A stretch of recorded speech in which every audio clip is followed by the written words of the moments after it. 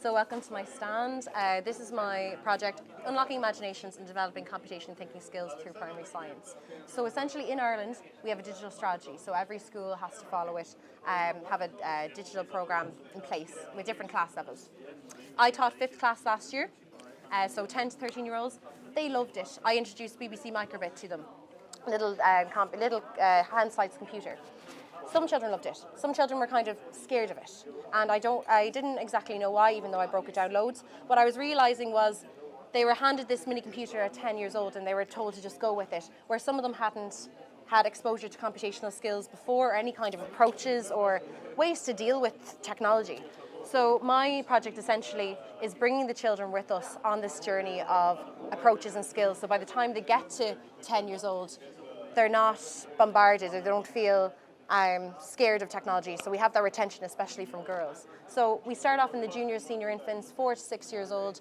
We start off with B-bots, teaching them pattern recognition, decomposition, breaking down step-by-step programs, and getting them introduced to the basic building blocks through the manipulatives like the BBC Microbit, like this.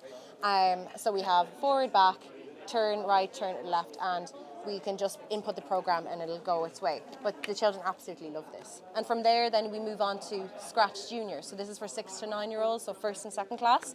So this brings the concrete to the visual. So we give them little pieces here at the start. This is jigsaw pieces, and I ask the children to create a pattern for me. Tell me how to get from this house to this house using these little pieces. And from there, they're able to bring what they've learned from the concrete into the visual. So for example, I have a picture here. Children made their own little town in Navan, and they took a picture of it, put it onto the screen, and from there they were able to use the little jigsaw pieces that they had already used for go forward, turn up, turn left, turn right, and they were able to bring their character around the town with them. So again, they're bringing those skills of abstraction, pattern recognition, programming to a more relevant level, like making it more relevant to them, bringing in curricular aspects so you're not doing it in isolation, and building on the skills they already have. So they're not bamboozled, they're saying, okay, well, we've done this before with the B-bots, and now we're moving a bit more advanced, and it's getting really exciting for them. And then from there, we're going to 3rd and 4th class, and we have Lego We Do.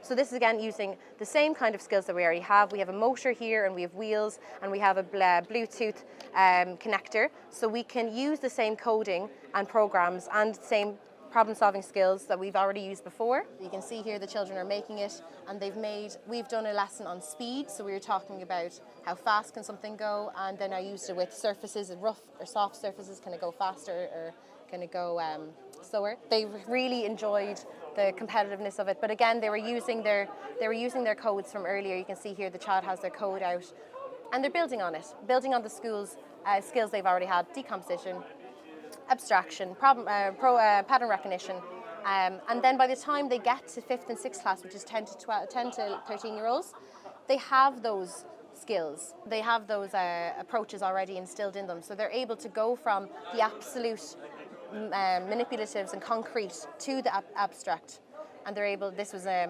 BBC Microbit now with the LED showing on it, and the program comes to life. So it's really about getting the schools involved, getting the teachers involved, and it's better for the children. So then when people like myself who have good ideas, who want to come to the classroom, they don't scare the children, or they don't kind of expect too much from them, because they already have those skills in place. And if the whole school is behind it, I think it'd be a really good initiative going forward.